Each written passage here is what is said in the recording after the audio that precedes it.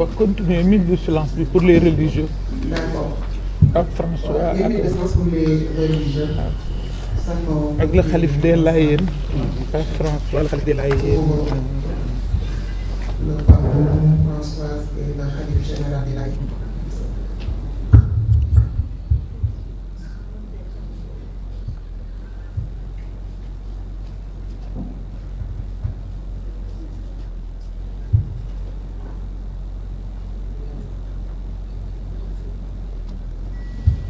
Merci beaucoup. On va démarrer avec l'allocution d'ouverture de Madame la Présidente, Dr Aïssa Mbodj, suivie la lecture du bilan. Après, on va aller sur la session interactive avec les journalistes, puis la lecture de la résolution. Merci beaucoup. Madame la Présidente, vous avez la parole. Je vous remercie. Je vous remercie, Madame Gueye. Monsieur le ministre Moustapha Mamba Guirassy, ministre de l'Éducation, directeur de campagne de Son Excellence le Président Bassirou Diomaye Diakhar Faye, membre éminent de la coalition Diomaye Président. Monsieur le ministre, la coalition vous dit bonjour et que nous sommes. Honorable député,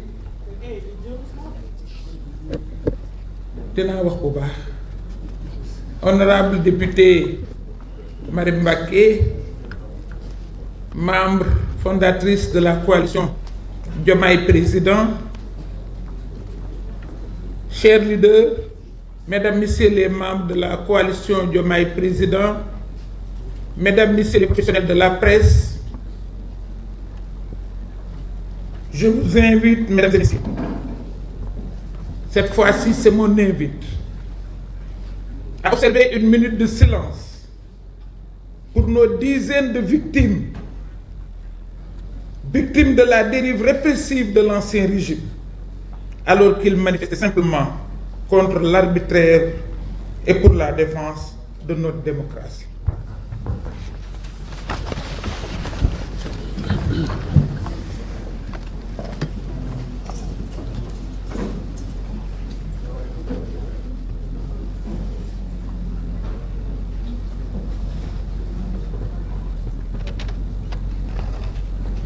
Je vous remercie.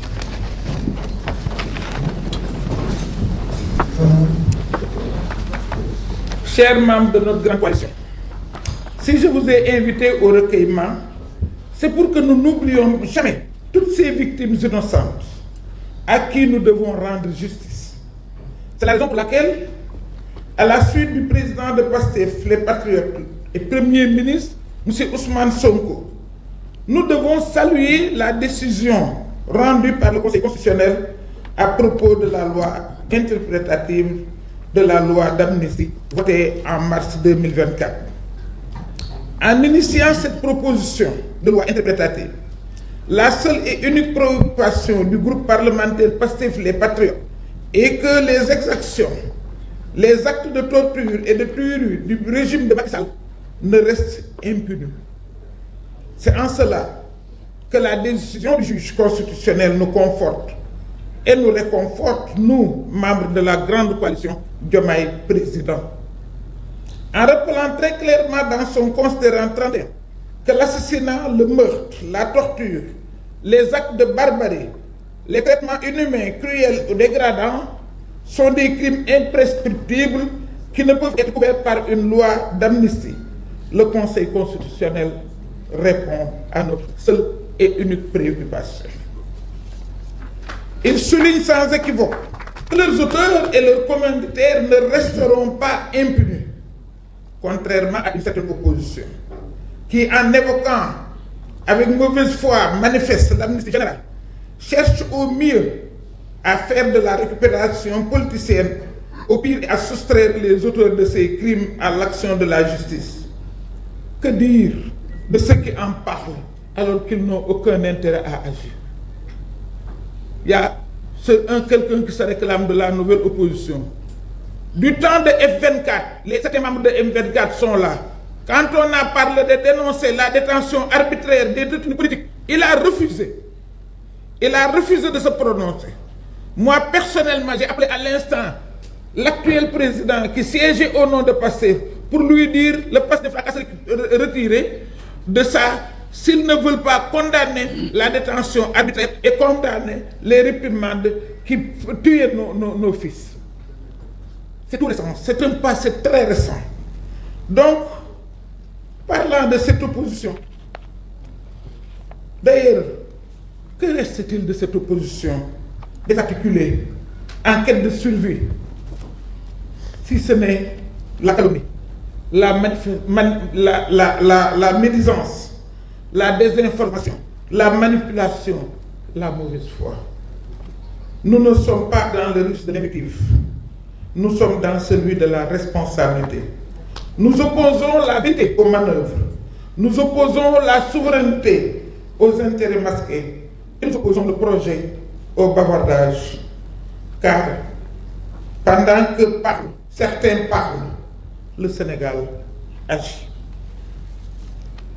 Voilà pourquoi nous félicitons et encourageons certaines organisations de la société civile qui ont décidé d'accompagner et d'assister les familles des victimes afin que leurs bourreaux soient identifiés, jugés et punis selon la loi.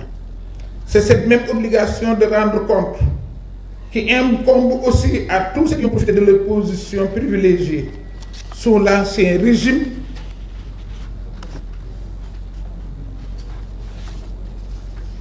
pour détourner nos deniers publics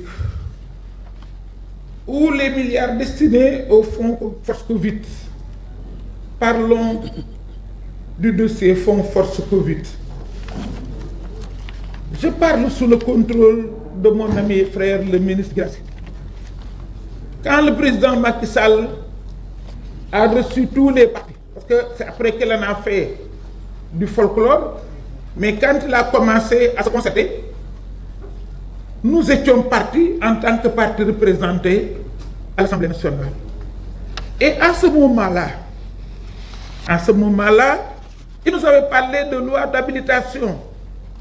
Seul le Premier ministre, Ousmane Sonko, avait fait des réserves. Il avait émis des réserves. Moi, je pensais connaître l'homme.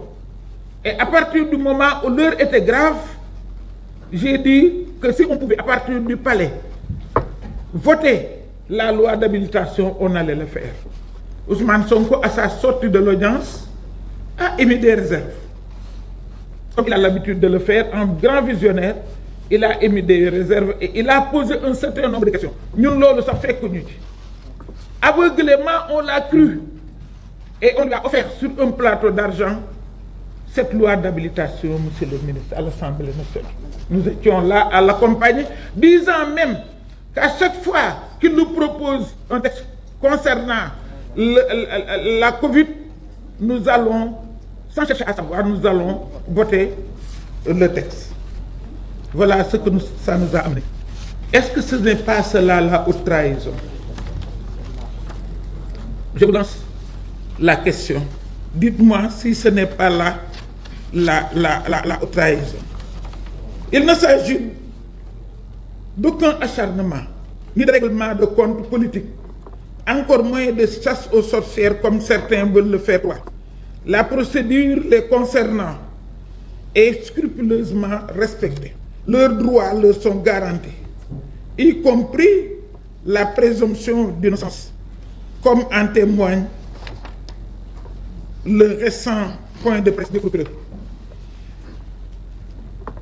Ils se sont même gardés, les procureurs, de jeter quiconque en pâture, contrairement à ce à quoi nous étions habitués ces dernières années. Simplement, au nom de la reddition des comptes, ils sont appelés à rendre compte de la gestion. Ils soulignent sans équivoque que leurs auteurs et leurs commanditaires ne resteront pas impunis, contrairement à une certaine opposition qui, en invoquant une mauvaise foi manifeste, l'amnistie générale cherche à nous faire oublier ce qui s'était passé.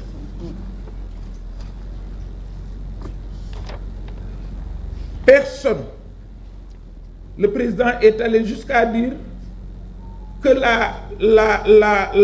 le peuple revendique son droit à la justice. Pourtant, il peut donner des instructions, mais il ne l'a pas fait.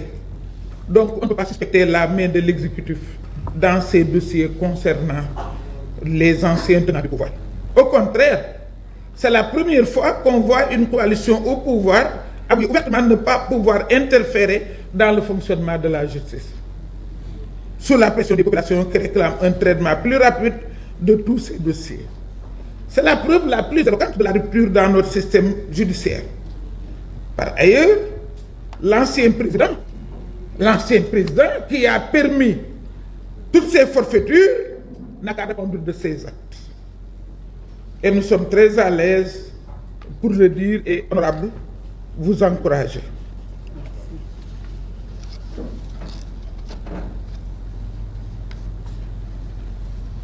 Nous avons assez d'arguments à opposer à l'opposition. Nous opposons la vérité aux manœuvres. Nous opposons la souveraineté aux intérêts masqués. Nous opposons le projet au bavardage, car, comme je l'ai dit tout à l'heure, je l'ai dit et je le répète, pendant que certains parlent, le Sénégal agit. Tout à l'heure, nous allons vous présenter un bilan élogieux de l'année d'exercice de Monsieur le Président de la République. Ce bilan est factuel, ce n'est pas théorique. Tout à l'heure aussi, nous allons parler du bilan de la justice, des autorités judiciaires. Ce 24 avril, au CICAT, il y a 2 jours, c'est le président de la République a ouvert avec gravité et lucidité la 4e conférence sociale sur l'emploi et l'employabilité. Le thème choisi n'est pas anodin. L'emploi et employabilité, défis et perspectives pour un Sénégal souverain, juste et prospère. C'est une déclaration d'intention, mais surtout un appel à l'Union nationale, car l'emploi en particulier, celui des jeunes, est l'urgence première de notre temps. Et le président l'a dit clairement. Seule une réponse collective pour relever ce défi. Il ne s'agit pas de simples slogans, mais de leviers concrets. Renforcement de la formation professionnelle, valorisation des talents et des compétences locales, soutien massif à l'entrepreneuriat, mobilisation des collectivités territoriales et du privé. C'est là une vision claire et très claire. Un modèle économique inclusif qui réconcilie croissance et justice sociale, développement et dignité humaine. L'État, sous cette gouvernance, s'engage à des réformes concrètes, visibles et mesurables sur le terrain. Et ces réformes ne sont pas des promesses en l'air, ce sont des engagements pris devant la nation. Et face à cela, que fait l'opposition pendant ce temps? Elle essaie de détourner l'attention. Elle tente de faire croire que ce qu'on a voté à l'Assemblée couvre des crimes de sang. L'opposition essaie de nous mettre en mal avec les forces de l'ordre. Mais le Conseil constitutionnel lui-même a tranché. C'est le Premier ministre Ousmane Sonko l'a dit avec justesse. L'opposition fait de ne pas avoir la lune, de ne pas voir la lune qu'on leur montre, elle préfère pérorer sur le doigt qu'il a désigné. Ce manque de sérieux politique est désormais leur seule marque. Chers compatriotes, la coalition Diomaye Président n'est pas une machine électorale. C'est une force historique. C'est une famille politique, un mouvement de fondation. Nous avons choisi la justice contre l'impunité. Nous avons choisi la vérité contre la rumeur. Nous avons choisi la dignité contre la soumission. Notre projet est structuré, cohérent, porté par un leadership multiple et fort. Le président Bassirou Diomaye Faye, garant de l'État. Le Premier ministre Ousmane Sonko, éclaireur de la voie. Et nous, la coalition, engagés sur tous les fronts, à chaque poste, dans chaque région, jusqu'à Kédougou, dans chaque secteur, nous agissons. Je le dis à mon nom propre et au nom de tous les leaders. Nous sommes les gardiens de cet élan.